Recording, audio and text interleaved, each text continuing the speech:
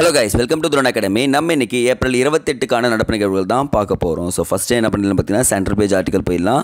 நம்ம கல்வின்னு சொல்லிட்டு ஒரு டாபிக் படிப்போம் தெரியுங்களா, அந்த டாப்பிக்கில் வந்து பார்த்திங்கன்னா நிறைய இன்ஃபர்மேஷன் பண்ணியிருக்காங்க, அதையும் நம்ம பார்த்துக்கலாங்க. ஸோ கல்வி என்பது உண்மைகளை கற்றுக்கொள்வதற்கு அல்ல, மாறாக மனதை சிந்திக்க பயிற்றுவிப்பதாகும் என்று கூறியவர் யாருன்னா ஆல்பர்ட் ஐன்ஸ்டீன். அவர் பயங்கரமாக சொல்லியிருப்பார் பட் ஆனால் நம்ம இந்தியாவில் நம்ம எம்பிள்ஸ்டன் பிரபுன்னு சொல்லிட்டு ஒரு பிரபு இருப்பாருங்க. அப்போ என்ன பண்ணுவாங்க பார்த்தீங்கன்னா, ஆங்கில கல்வி வேணும், உயர்கல்வி இல்லை அப்படின்னு சொல்லிட்டு வலியுறுத்தி போட்டிருப்பாங்க. அப்போ தான் 1853 கல்லூரி கல்வி நிறுவனம் என்று சொல்லிட்டு நிறுவ ஆரம்பிக்கிறாங்க.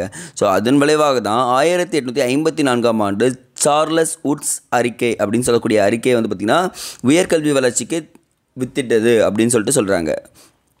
அடுத்தது, ஆங்கிலேயர்களால் கல்கத்தா, பம்பாய், சென்னை ஆகிய 3 துறைமுக நகரங்களிலும் கண்டறியப்பட்டு 3 நகரங்களிலும் 1857 பல்கலைக்கழகங்கள் தோற்றப்பட்டன அப்படின்னு சொல்கிறாங்க. அப்போ பல்கலைக்கழகங்கள் எப்போ தோன்றுச்சு? 1857. இது ஒரு இம்பார்ட்டன்ட் பாயிண்ட்டுங்க. 1904 முதல் இந்திய துணைவேந்தராக சர் எஸ் சுப்பிரமணிய ஐயர் பொறுப்பேற்றார். அப்போது முதல் துணைவேந்தர் இந்தியாவில் யாருன்னு கேட்டாங்கன்னா இவர் தான் சொல்லிட்டு சொல்லணும், சுப்பிரமணிய ஐயர். தட்ஸ் எனஃப்ங்க. அடுத்தது, இன்றைக்கான திருக்குறள் பாருங்கள். முடிவும் இடையூறும் முற்றியாங்கு எய்தும் படுபயனும் பார்த்து செயல் அப்படின்னு இருக்காங்க. ஸோ செயலை முடிக்கும் வகையும் வரக்கூடிய இடையூறும் முடிந்த போது கிடைக்கும் பெரும்பயனும் அவற்றை ஆராய்ந்து செய்ய வேண்டும். நம்ம ஒரு செயலை செய்கிறோம், அந்த செயலை செய்யும்போது கண்டிப்பாக இடையூறு வரும். அந்த இடையூறை ஃபஸ்ட்டு கண்டுபிடிக்கணும்.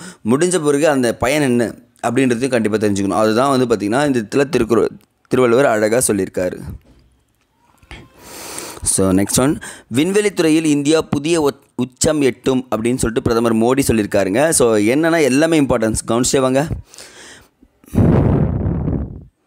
ஸோ மியான்மரில் கடந்த மாதம் ஏற்பட்ட நிலநடுக்கத்தை இருந்து அந்நாட்டுக்கு உதவ இந்தியா மேற்கொள்ளப்பட்ட ஒரு நடவடிக்கை தான் ஆப்ரேஷன் பிரம்மா அப்படின்னு சொல்லுவாங்க. அப்போ ஆப்ரேஷன் பிரம்மானா என்ன அர்த்தம்னா, மியான்மர் நிலநடுக்கத்தை என்ன பண்ணுறாங்க, உதவுறதுக்காக கொண்டு வரப்பட்டதுன்னு சொல்லிட்டு சொல்கிறாங்க. ஸோ அப்போ பேரிடர் என்பது இந்தியாவில் பயங்கரமாக இருக்குது. அப்போது உலகமே ஒரே குடும்பம் என்ற உணர்வு தான் பாரம்பரிய கலாச்சாரம் அப்படின்னு சொல்லிட்டு சொல்லியிருக்காங்கப்பா.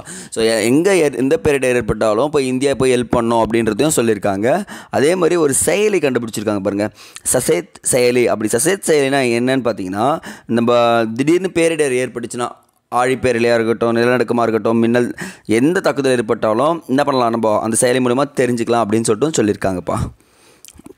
நெக்ஸ்ட்டு, நம்ம பிரதமர் மோடி என்ன பண்ணியிருக்காருன்னா, தாயின் பெயரில் மரம் நடும் திட்டத்தை கொண்டு வந்தாங்க. கிட்டத்தட்ட 140 கோடிக்கும் மேற்பட்ட மரங்கள் நடப்பட்டிருக்கு.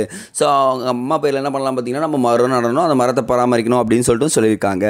ஸோ இப்போ என்னென்னா, ஜூன் 5 வந்து பார்த்திங்கன்னா உலக சுற்றுச்சூழல் திட்டம் தொடங்கப்பட்ட ஓராண்டு நிறைவடைகிறது. அந்த டேட்டில் தான் தாயின் பெயரில் மரம் நடும் திட்டம் அறிவிக்கப்பட்டிருக்கு. ஸோ அப்போ நமக்கு இன்னொரு இன்ஃபர்மேஷன் என்ன, ஜூன் 5 என்னது, உலக சுற்றுச்சூழல் தினம் அப்படின்றது தெரிஞ்சுக்கினா போதுங்க. ஸோ மற்றபடி வேறு எதுவும் தேவையில்லைங்க இதில். ஐ திங்க் இதெல்லாம் கேன்சல் பண்ணிக்கலாம். ஓகே. விவசாயிகள் தொழில் முனைவராக மாற்ற வேண்டும் அப்படின்னு சொல்லிட்டு சொல்லியிருக்காங்க. பட் ஆனால் இந்த இடத்துல இது ரொம்ப இம்பார்ட்டன்ட். ஜிடிபி உற்பத்தியில் வேளாண் தொழிலில் 20.2% பங்களிப்பு செய்கிறது அப்படின்னு சொல்லிட்டு சொல்கிறாங்க. ஸோ அப்போ மொத்த உள்நாட்டு உற்பத்தியில் எத்தனை சதவீதம் வேளாண் தொழிலில் 20.2% சொல்லிட்டு சொல்லியிருக்காங்கப்பா. நெக்ஸ்ட்டு, ஈனாம் திட்டத்தில் 2 கோடி விவசாயிகள் 22.5 லட்சம் வர்த்தகங்கள் மேம்பாடு அடைந்துள்ளது அப்படின்னு சொல்கிறாங்க. ஈனாம் திட்டம் என்ன, அது எப்போ ஸ்டார்ட் பண்ணாங்கன்றதை கமெண்ட் செக்ஷனில் கமெண்ட் பண்ணிவிடுங்க. அதே மாதிரி பாருங்கள், நம்ம பசுமை புரட்சி, உணவு பற்றாக்குறை ஏற்பட்டது, பசுமை புரட்சியை பற்றி டீட்டெயிலாக படிக்கணும். இன்றைக்கி டாபிக் என்னென்னா பசுமை புரட்சி. ஏன்னா பசுமை புரட்சி தந்த MS சுவாமிநாதன், அதை பற்றி நம்ம நிறையவே பேசியிருப்போம். பட் ஆனால் அது எங்கே ஸ்டார்ட் பண்ணாங்க, எப்படியெல்லாம் வந்துச்சுன்னு சொல்லிட்டு படிச்சு வச்சுக்க அந்த டாப்பிக்கே யூஸ்ஃபுல்லாக இருக்கும். ஓகே கைஸ், இதோட இந்த வீடியோ முடிவடைகிறது. தேங்க்யூ.